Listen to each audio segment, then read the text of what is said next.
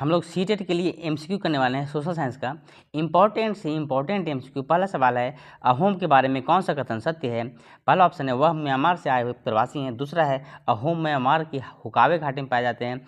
तीसरा है अहोम लोग ताई जाति के वंशज हैं। तो अहोम के बारे में उपरोक्त सभी सही है, सारा का सारा पॉइंट कि म्यांमार से आए हुए प्रवासी हैं, हुकावे घाटी में पाए जाते हैं और ताई जाति के वंशज हैं।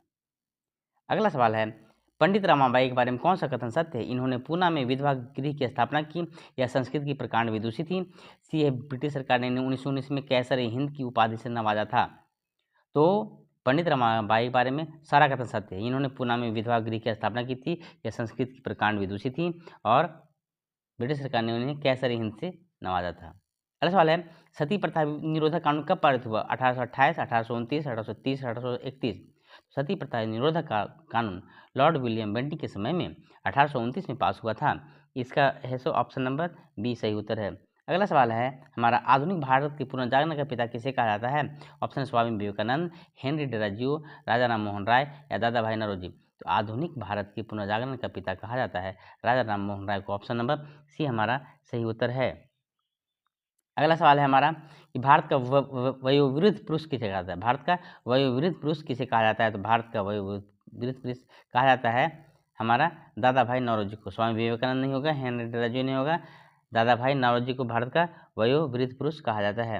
अगला सवाल है कम्युनिस्ट पार्टी की स्थापना कब हुई। 23, 24, 25, 26। कम्युनिस्ट पार्टी की स्थापना एम.एन. रॉय ने की थी 1925 में, 1925 में की थी। कम्युनिस्ट पार्टी की स्थापना हुई थी 1925 में। अगला सवाल है हमारे पास कि मार्क्स पूर्ण स्वराज की घोषणा कब हुई। 31 दिसंबर 1927, 31 दिसंबर 1928, 31 दिसंबर 1929, 31 दिसंबर 1930।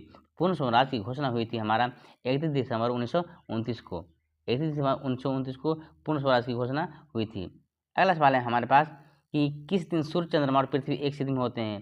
पूर्णिमा के दिन, अमावस्या के दिन, दोनों दिन कोई नहीं। तो सूर्य, चंद्रमा और पृथ्वी एक सिद्धि में दोनों दिन होते हैं। पूर्णिमा के दिन भी होते हैं और अमावस्या के दिन भी होते हैं। अगला सवाल है दीर्घ ज्वार की स्थिति कब होती है। जब ज्वार सामान्य से 20% अधिक होता है, जब ज्वार सामान्य से 30% अधिक होता है, जब ज्वार सामान्य से 40% अधिक होता है, जब ज्वार सामान्य से 50% अधिक होता है। तो दीर्घ ज्वार की स्थिति उत्पन्न होती है जब 20% अधिक होता है।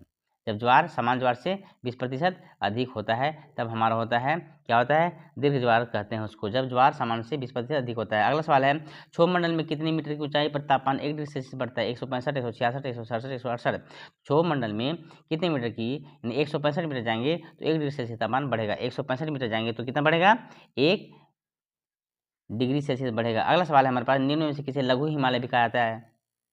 लघु हिमालय कहा जाता है, यहाँ पर सवाल है निम्न में से किसे लघु हिमालय कहा जाता है। महान हिमालय, मध्य हिमालय, वृहद हिमालय, शिवालिक। तो लघु हिमालय कहा जाएगा मध्य हिमालय को। लघु हिमालय किसे कहेंगे, मध्य हिमालय को कहेंगे हम लघु हिमालय कहेंगे। अगला सवाल है इनमें से कौन सी भाषा तिब्बत बर्मा परिवार से संबंधित है। सिंधी, फारसी, खासी या समिया। इनमें से कौन सी भाषा तिब्बत बर्मा परिवार से संबंधित है।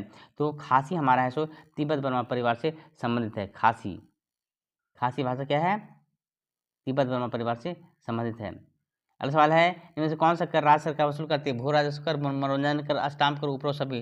तो राज्य सरकार ये तीनों कर वसूल करती है। भू राजस्व कर भी वसूल करती है, मनोरंजन कर भी और अष्टांग कर, ये तीनों का तीनों कर राज्य सरकार वसूल करती है। नेक्स्ट क्वेश्चन है निम्न में कौन सा कर स्थानीय कर के द्वारा, स्थानीय सरकार के प्रशासनिक अंग द्वारा एकत्र किया जाता है। संपत्ति कर, जलकर, उपरोक्त दोनों कोई नहीं। तो दोनों का दोनों कर है सो स्थानीय सरकार के द्वारा, यानी राज्य सरकार के द्वारा। स्थानीय सरकार का मतलब राज्य सरकार नहीं हुआ, जो भी होगा वहाँ का निगम, नगर निगम वो वसूल करेगी। अगला सवाल है इनमें कौन सा कर केंद्र सरकार द्वारा एकत्र किया जाता है। वस्तु एवं सेवा कर, आयकर, उपरोक्त दोनों कोई नहीं। केंद्र सरकार द्वारा है सो दोनों का दोनों कर वसूल करेंगे। वस्तु और सेवा कर भी करेंगे और आयकर भी, दोनों कर करेंगे हम लोग। उसके बाद का क्वेश्चन है इनमें कौन सा अप्रत्यक्ष कर है। वस्तु एक सेवा कर, आयकर, उपहार कर, निगम कर।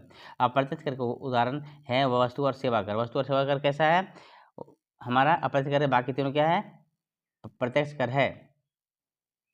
अगला सवाल है निम्न कौन सा प्रत्यक्ष कर है। आयकर, उपहार कर, निगम कर। तो तीनों का तीनों क्या है हमारा प्रत्यक्ष कर का उदाहरण है। आयकर, उपहार कर और निगम कर कैसा है प्रत्यक्ष कर का उदाहरण है।